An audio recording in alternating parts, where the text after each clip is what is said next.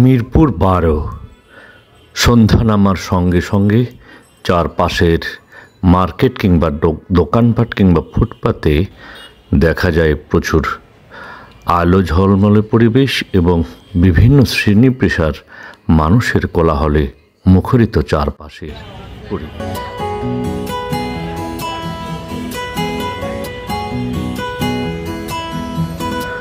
ফুটপাতের দোকানগুলোতে দেখা যাচ্ছে নানা ধরনের খাবার, বিশেষ করে শীতকালীন খাবার। ক্রেতাদের মাঝেও ব্যাপক আগ্রহ, একা কিংবা পরিবারের সদস্যদেরকে নিয়ে কিংবা বন্ধুবান্ধব নিয়ে সেই দোকানগুলোতে ভিড় জমাচ্ছে।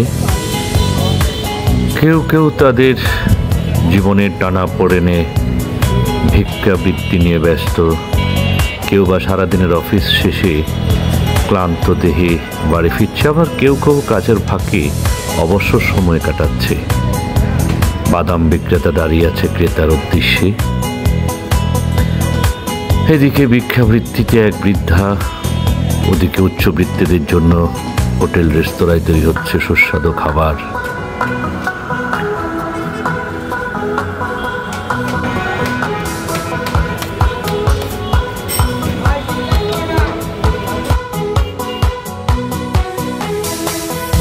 রাস্তার জ্যাম, ছোট ছোট যানগুলো বিশেষ করে অটোরিকশায়, গলিপথগুলো বেশ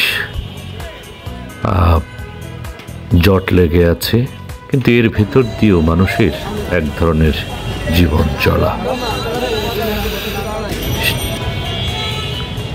তবুও জীবন যাচ্ছে কেটে জীবনের নিয়মে, এভাবেই চলছে জীবন।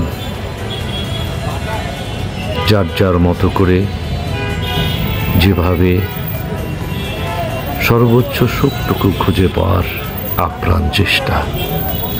ফুল বিক্রেতা বসে আছে, কখন তার ফুল বিক্রি হবে। চারপাশের কেবল ব্যস্ততা, ঘরে ফেরার ব্যস্ততা। ফুটপাতের ফলের দোকান, অপেক্ষায় আছে ক্রেতার। অবসর সময়ে কেউ কেউ খেলা দেখছে।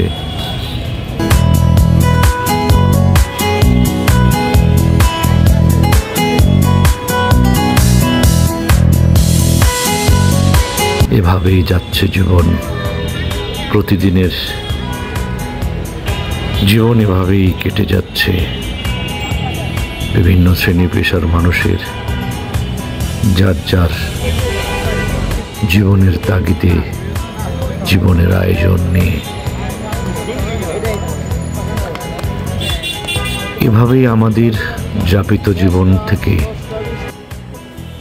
একটু একটু করে কেটে যাচ্ছে প্রতিটি মুহূর্ত। শেষ হয়ে আসছে জীবনের আয়ু। আর এই নাতিদীর্ঘ জীবনের চলার পথে